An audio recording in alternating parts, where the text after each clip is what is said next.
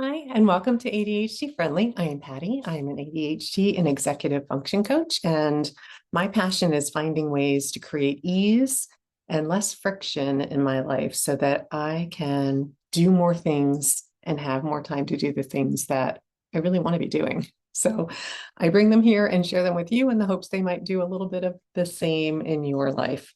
This is episode 247, and today I'm going to be talking first with about my celebration for the week, and that has to do with some changes in what I'm eating that I'm noticing are supporting me. Then I'm going to share a tip that I call, instead of waiting, make the waiting time magic time. And then our main topic for today is the hidden role of resistance with ADHD. I hinted at this last episode, and we're going to dive into it today.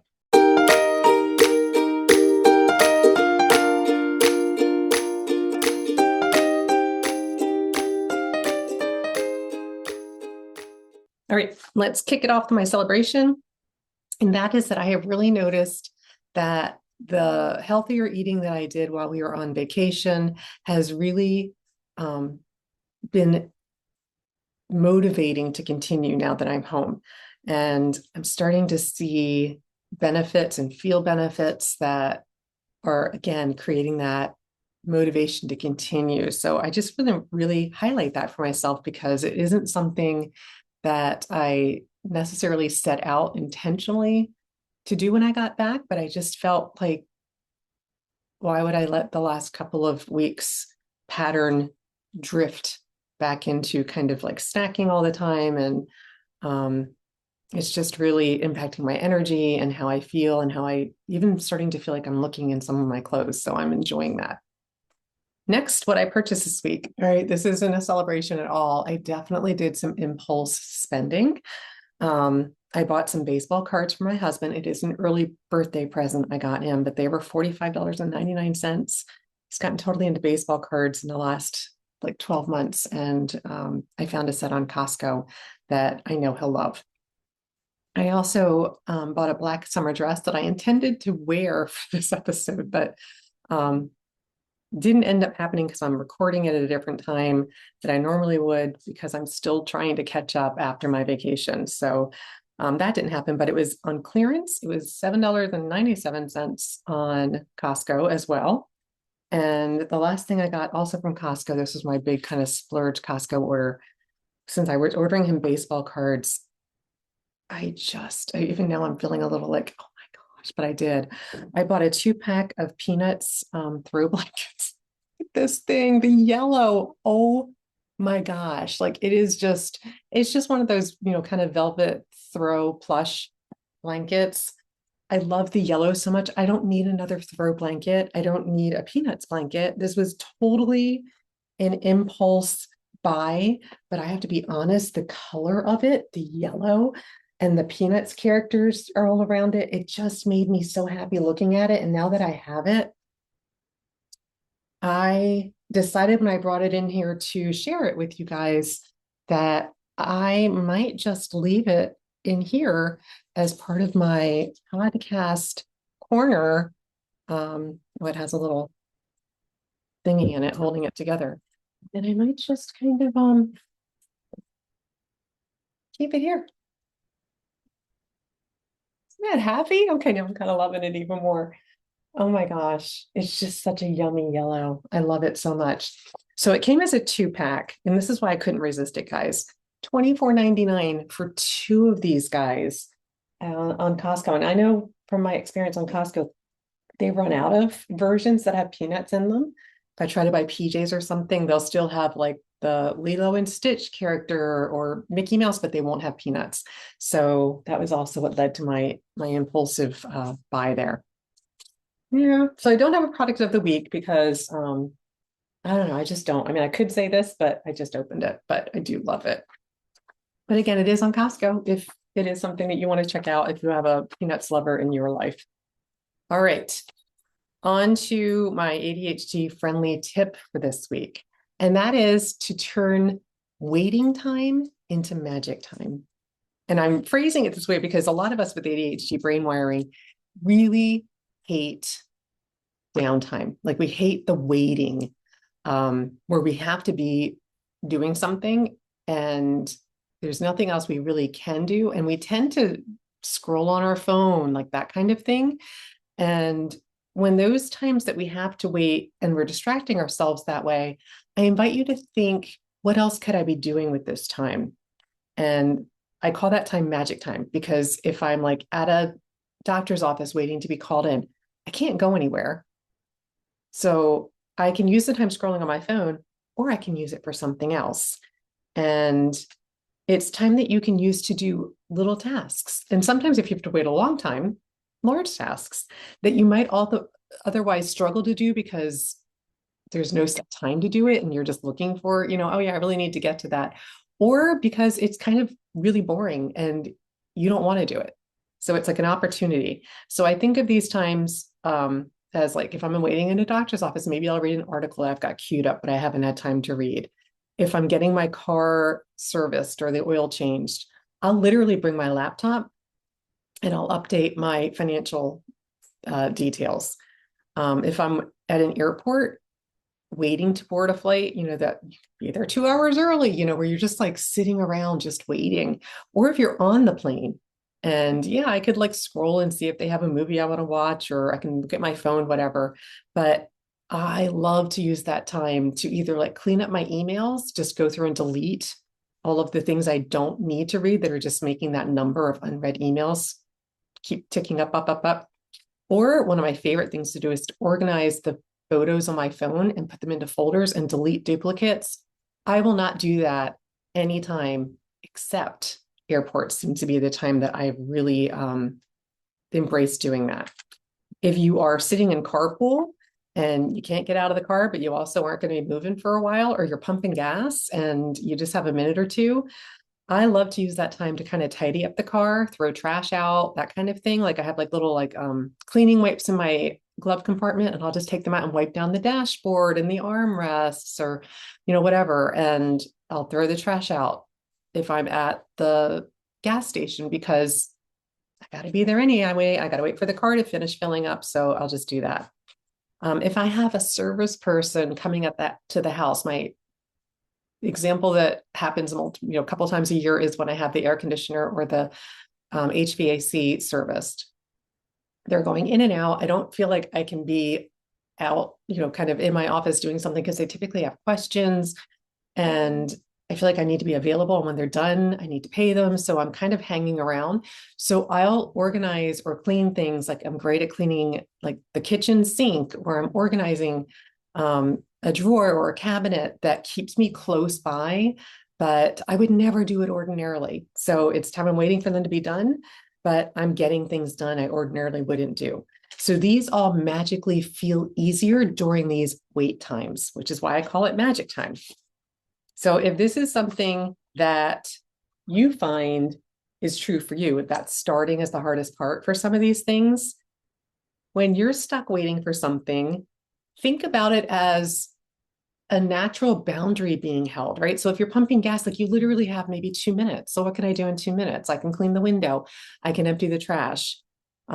There's less pressure to do something perfectly. It's like, well, I can't clean the whole car, but I could wipe off this window that has fingerprints all over it. That's it, right? It keeps us out of the, oh, I don't want to do it all. No, I only have a minute. I can just do this. That's magic time. It makes that task feel easier. So if you want to try this for yourself, I invite you to think about what small task could fit into this wait time. So you might even want to capture like a magic time list on your phone, where you just start jotting down like things you can do when you find yourself with 2 to 5 or even more minutes, that it takes advantage of that wait time. You're not going to solve everything, but it can turn wait time into magic time, and magic time creates momentum. That's my tip for today. All right, now for my main topic. I'm going to roll right through this today. I can feel it. And that is the hidden role of resistance with ADHD. So my example for this comes from years ago when my 4 kids were younger, and I would lay in bed when the alarm went off, and I would run all of the things like a mental to-do list through my mind that I would have to do the minute I got up. And that would lead to me hitting the snooze, because I just thinking about all of those things had such strong resistance to starting that I would be immobilized. And the more I hit the snooze, the harder it was to get up. And then the more I would beat myself up because I've already now wasted, 20 or 30 minutes hitting the snooze button. I'm making my morning so much harder for myself. Why didn't I just get going? Stop being lazy, get up. Like all of these things I'd be running through and judging myself and telling myself instead of just asking, what is it about this that I'm resisting? Because resistance is information. It tells us what about a task is making it harder to meet for me or for you to do. With ADHD, tasks require executive function skills. And those skills, remember, are often impacted by ADHD. So it makes what other people might perceive, and we might even look at objectively and say, well, that's a simple task. I should just be able to do it. But it makes those tasks not simple. It can actually make them really complicated, if not, it feel impossible to actually do. So remember, if you're going to do a task, you don't just need the time to do it. You need to be able to start the task, that task initiation. You need to be able to regulate your emotions so you don't get overwhelmed and you can maintain what you need to do it. You need to be able to plan and prioritize what you're going to do, how you're going to do it. You need to be able to shift your attention. So for me, like from going from being in bed to starting the thing instead of just focusing on all the things I still need to do and avoiding them. We need to manage our time and we need to use our working memory in ways that don't drain us, right? So if I'm laying in bed and I'm just running through a list, my working memory is maxed out and I am overwhelmed.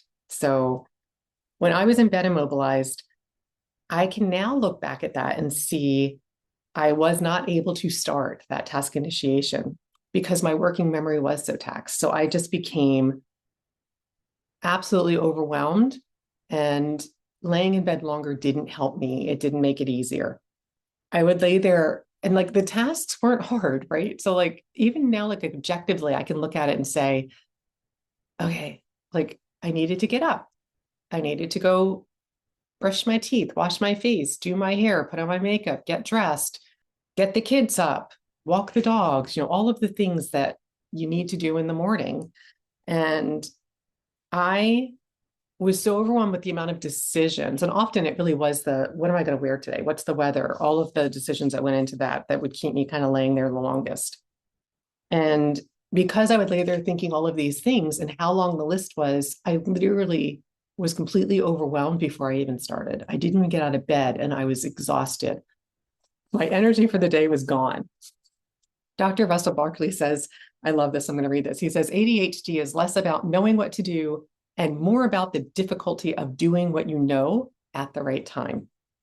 Gosh, I wish I'd known this back then.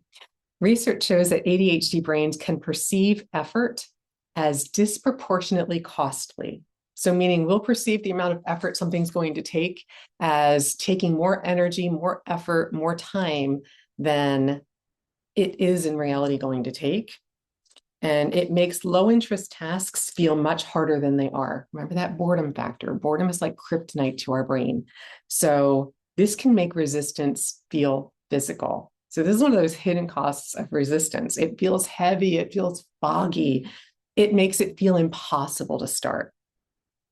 I remember when I was literally, this is why my example is always the laying in bed.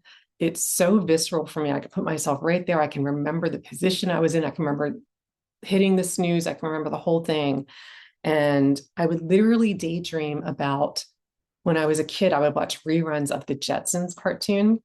And the mom, Jane Jetson, would get up in the morning. She would just get out of her bed and stand on like a moving treadmill that would take her through her bathroom where it would she'd sit down, it would whirl her around and brush her teeth and wash her face and fix her hair and do her makeup. And then she'd stand up and it would take her through the closet and it would dress her and put on her shoes. And she would come out and she was ready for the day. And then she would go to I forget what their breakfast food machine was called, but she'd punch in what she wanted and it would bring it out in this little pill form and she would just swallow it. And that was breakfast. And I thought, that's it. That is what I need. Why can't someone or even I invent that? Because that's what I need. That's the magical morning that would get me from point A to point B. without exhausting and overwhelming myself. So, oh my gosh, I still want it. I'm not lying. But let's define where hidden resistance comes from, because we often judge it instead of acknowledging what's creating that friction. Resistance creates friction, and it makes us pull back and resist doing the thing that we're trying to do. So maybe there's too many steps, right? So like my morning routine, there's too many things for my head to hold on to. And I was expecting myself to get up and do them all, and thinking about that before I started didn't help.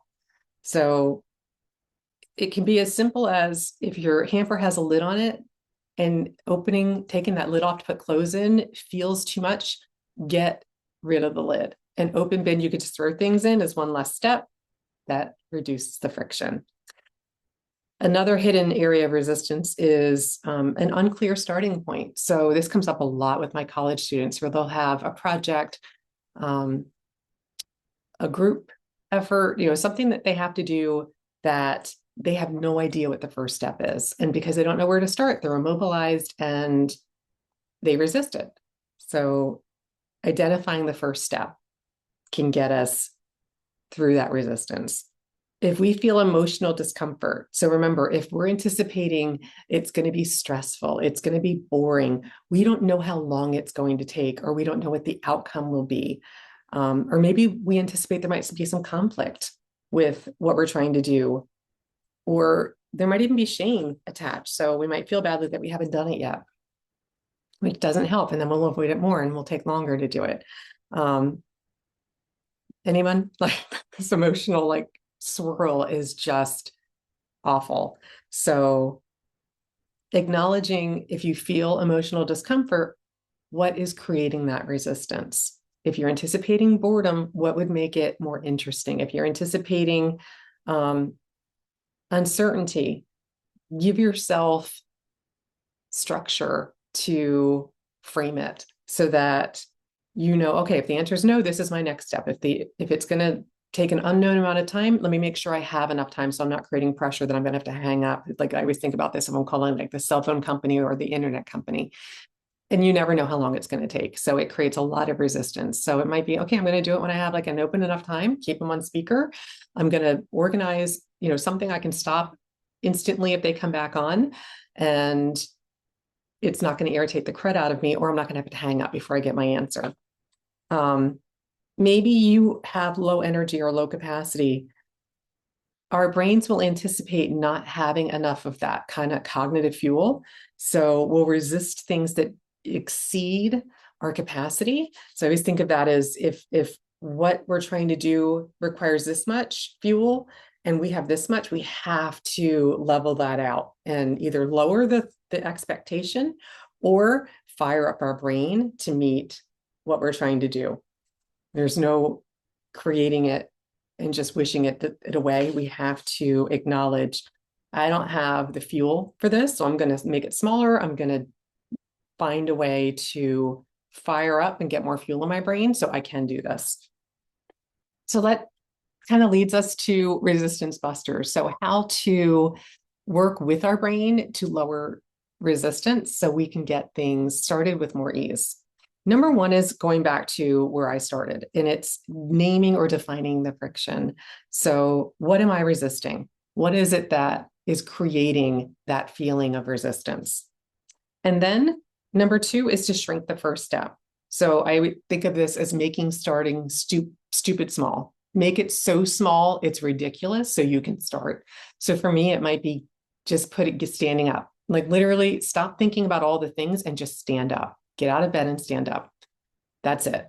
Or it might be brush your teeth, or whatever that really small first action is that would work for you. Number three is lower the expectation. So what's the minimum version? So it might be, shrinking it to, instead of like a workout, I'm going to walk for 2 minutes. Or instead of, I need to clean the kitchen, I'm going to put a dish in the dishwasher. I'm just going to put my coffee cup from the nightstand downstairs in the dishwasher and call it, I'm done. Number four tip is to reduce decisions. Decision fatigue is draining. create default routines where you can, so you're not having to make the same small decisions over and over. So for my morning routine, I lowered my morning resistance by defining my breakfast. I did the same breakfast, and I most of the time eat the same breakfast every day still. I just have oatmeal. Done. I put the clothes out the night before. I really, through my experimentation over the years, learned that not having clothes pre-decided creates enormous disproportionate resistance in the morning. So I will pick out my clothes the night before so I can just get up knowing I've already decided what I'm wearing and it's laid out and ready to go. It creates so much more ease. And then my fifth tip is to add external support. So again, going back to my getting out of bed example, I set an alarm in my bathroom that will go off very loudly and irritate others in my home. So it creates an absolute fierce prompt that I'm getting up and getting out of bed before it goes off. You might want to consider checklists or habit trackers that you can see, like visual prompts, like putting things in front of the door or on the door, or maybe even implementing an accountability partner or a body double to externally support you to do the thing you're trying to do. The key here really is don't judge the resistance. Ask yourself where it's coming from. Get curious. If you can ID the friction, you can reduce it, and it makes starting and following through much more ADHD friendly. All right, that's it for resistance. Now let's go to our final segment, and that is the book of the week. And it is Whistler by Anne Patchett. And I'm aware my nails look horrid. I still have my nails from vacation, and I've picked them all. I've broken a couple of nails. I picked them all off. They're driving me crazy, but I'm not letting it stop me. I'm usually like really sensitive to my nails looking like this, but I decided not to let it stop me today. Okay, back to my review. All right, so from the cover of Whistler, I went into this thinking it was a book about a horse named Whistler, which technically there is a horse named Whistler that is mentioned, but I was a little disappointed that it wasn't fully about a horse named Whistler. But Anne Patchett so expertly wove her story within the story around Whistler by the end, the title felt completely spot on. So it's a small story within the story, but where it shows up and how it shows up was perfect. So the significance of the horse becomes surprisingly powerful, adding depth and meaning in a way that Whistler is still lingering in my mind after I finished reading the book. So I give this a 4 out of 5. I really enjoyed it. If you're looking for a summer read, this might be right up your alley. If you like, it's not all about horses. If you're not in love with horses, it's a short bit about horses, but it's powerful. So there's my review. And now finally, my quote of the week. And this is from somebody's name who I'm going to butcher, and I apologize. I don't know if this person's alive or dead. I don't know who it is. So there, I'm highlighting my ignorance on this, but it's French. See, can't even say the first name. It's French. I can tell you that. Francois de la Rochefoucauld. Yeah, that was awful. All right. French. I can't say his name. Oh my gosh. Okay. I'm just going to say what he said. He said, no persons are more frequently wrong than those who will not admit when they are wrong. Wow, that's deep thoughts there. All right, that's it for this episode 247. As with everything I share, please take what works for you, leave the rest behind. Do not hold on to what does not serve you. If there was something that you try from this episode, or you have an additional tip to reduce hidden resistance, this is episode 247. Please post it in the comments. And until next time, tally ho.